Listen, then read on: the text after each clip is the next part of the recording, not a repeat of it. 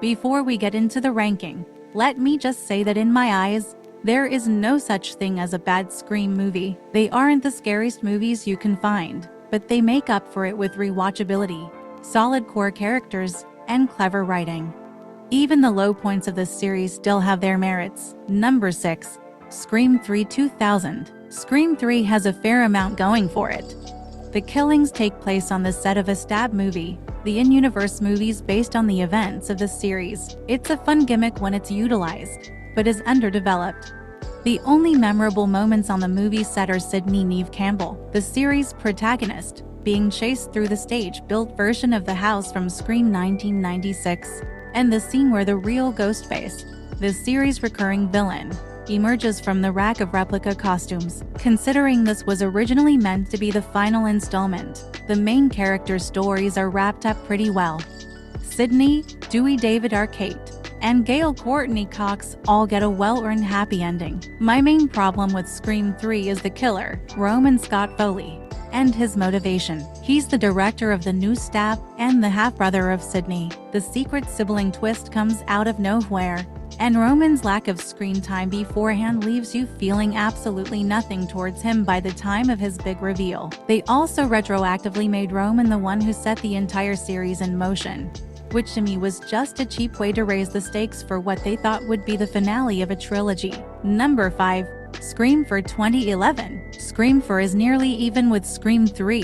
What gives it the edge for me is the uniqueness of the killer's plan, which leads to a very interesting final act and holds up better than the twist of Scream 3 on a rewatch. Jill Emma Roberts attempting to recreate the events of the first movie and stage herself as the final girl as a quick way to get famous, actually a super believable and engaging motive for a modern Ghostface. I almost wish they would have fully committed to it and ended the series here.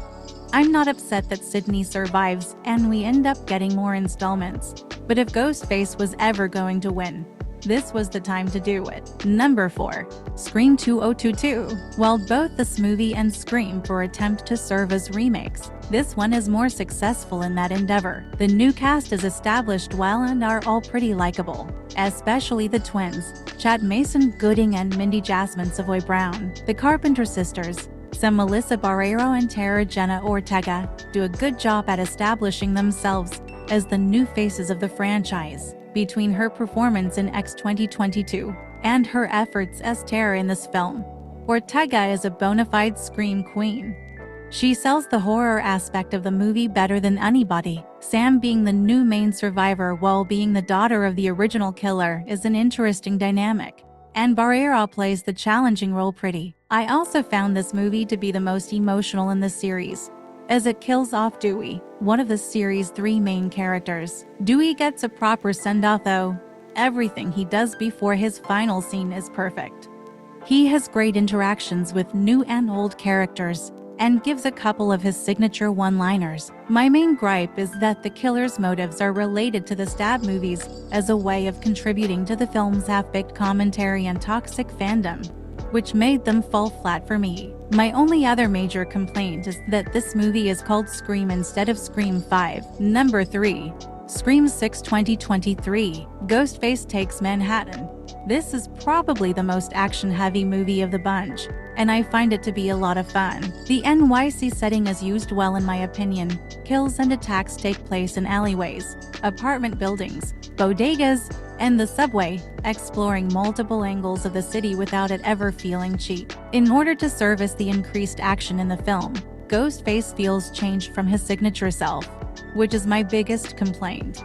The scariest thing about Ghostface is the way he stalks, the way he could be anywhere at any time. Number 2. Scream to 1997. Going into my rewatch for this list, the top spot was never in doubt, but second place was definitely up for grabs, and Scream 2 grabbed it by a long shot. The college setting is a perfect follow-up to the original.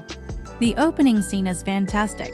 The chases are probably the best in the series, and the through line of fame and how it affects people brings the whole movie together. The reveal of Mrs. Loomis Laurie Metcalf is a big surprise, but she's convincing as a mastermind killer. And in terms of actually getting away with the crime, She probably has the best plan. Mickey Timothy Oliphant complements her cold, calculated rage with batshit insanity and wackiness, giving them a good dynamic as a pair, even if that dynamic is a bit underexplored. Unfortunately, neither of them get lots of screen time before their reveal, which is something I always like to see as I feel it adds to the rewatchability and richness of the mystery. Number 1. Scream 1996. Like I said, this was never in doubt. Not only is this my favorite Scream movie, but it's just one of my favorite movies ever. I don't know if it's just because I've watched it so many times, but the script of this film is so good that almost every line is a memorable quote. Matthew Lillard is able to elevate Stu Macher from a role that was nothing more than Billy's Skeet Ulrich lackey on paper to a horror legend, delivering one of my favorite performances of all time. Randy lays out the rules of surviving a horror movie only for all of the survivors to break them. Ghostface sneaks up behind an unsuspecting Randy as he watches Halloween 1978 and shouts, "Jamie, look behind you." All the while, Randy's actor's name is Jamie Kennedy. This movie shines on every front. It pioneered so many things that became staples in not only this franchise, but the slasher genre as a whole.